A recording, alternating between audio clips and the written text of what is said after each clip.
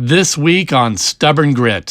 His wife and he are building a house together. Sweat equity. It's like a marriage workshop. Build the dream. How hard can it be? How long will it take? They don't have a clue. They're doing it themselves. Ignorance is bliss. Will they survive? Will their teenagers thrive? What's wrong with you people? Are they crazy? Maybe. Dream big. Don't quit. Stubborn Grit. We finally called our concrete contractor to get him booked, and he's stopping by today to check our progress and talk final details. We thought we'd be a lot further along in the process, but we can't delay any longer since these guys can get booked up fast, and we didn't want to miss our window of good weather. We're trying to get as much done as possible before he gets here. It'll help my confidence for a pro to look it all over and make sure we're still headed in the right direction. And he's here. And this is what he sees. A lot of work that still remains, especially for our small, inexperienced crew. Just going over the details for pour day, truck traffic, pump truck, water access. I'm asking if our vapor barrier looks good, and he says it should flatten out with the concrete. But with a concerned look, he asks if we're still planning to add all the form supports. It's starting to get real at this point. A lot of our hard-earned money on the line. We need our concrete placed and cured up enough before it starts to freeze. And it's official, the clock's ticking double time. We see the work ahead, just not the time required. So now we're building the slab rebar mat, adding 2 bends on one end of the bar that reaches down into the footing. Without this foot, the bar hangs too low and flops around. We're not really sure how to support it otherwise, but I think this works.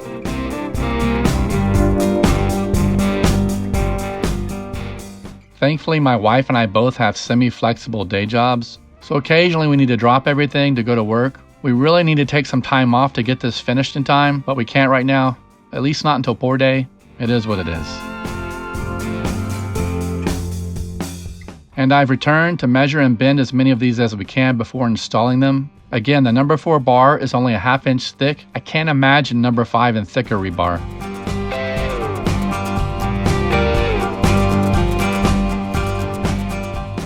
Starting another batch, 2 bends for each bar, one after the other. Clearly, I'm trying to use muscles I don't have. Thankfully, my son is taking up the slack. Laying the rebar out as we go. Front half of the building is roughed in, starting on the back half. My wife and I take a lot of breaks to walk and talk through everything. And again, here are the perimeter post brackets. I've grabbed one to start rehearsing how we might set them on pour day. We already gave up on the idea of trying to suspend them. Now I'm measuring up from the bottom of the footing rebar to where the mat bar will end up. Our perimeter footing depth is the same everywhere, except for the back side of the building where we let it slope down a few inches. We will need to adjust our bend lengths to match. And it's a new day. We have the ends of the slab mat rebar up on chairs as we continue to rough it all in. All the interior post footing rebar is in place. Still need to finish tying them all off.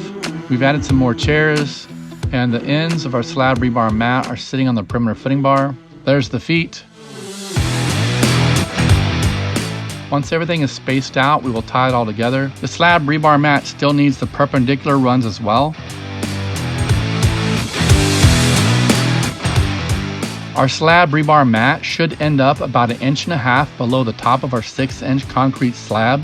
It can be placed toward the top, middle, or bottom, depending on the context and clearances needed. So how we're doing it, it's great for resisting shrinkage cracking.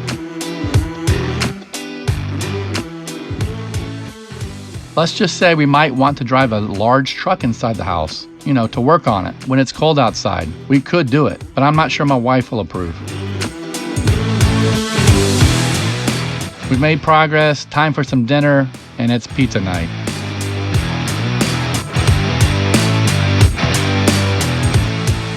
This morning, our second daughter is off to public school, and since our youngest 2 kids are homeschooled, they'll be going to the construction site, also known as a field trip. And there's one of our homeschool craft projects, the J-bolt holder. They made that. And here's our final interior post footing layout with 8 number 4 pieces of rebar. Just need to straighten it up a bit. The days are starting to run together, but progress is being made, and we've already started running the perpendicular mat bars.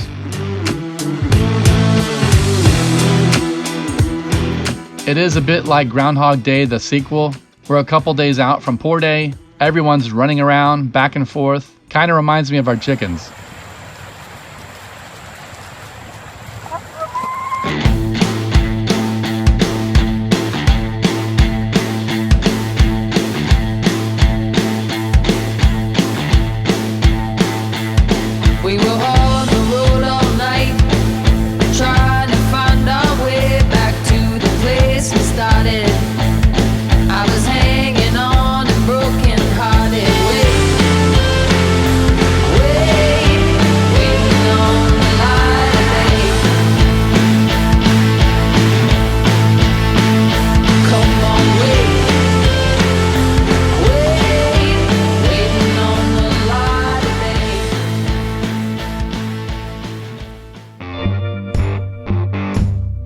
So overnight, I started second guessing myself and thought I just might run some more rebar on diagonals out from each post footing, but we likely won't have time for any of that. We've roughed in a lot, but still need more bars in the slab mat, get it all up on chairs and tied off, and still blowing out the leads every day. Oh, and we still need to get out the sledgehammer again. I think I have 50 or 60 something stakes with kickers to install, but that's got to wait until tomorrow, which just so happens to be our last day before concrete. And now we just need to make sure everyone is well rested for tomorrow. And as we used to say to our kids, night night, sleep tight, don't let the bed bugs bite. Good night.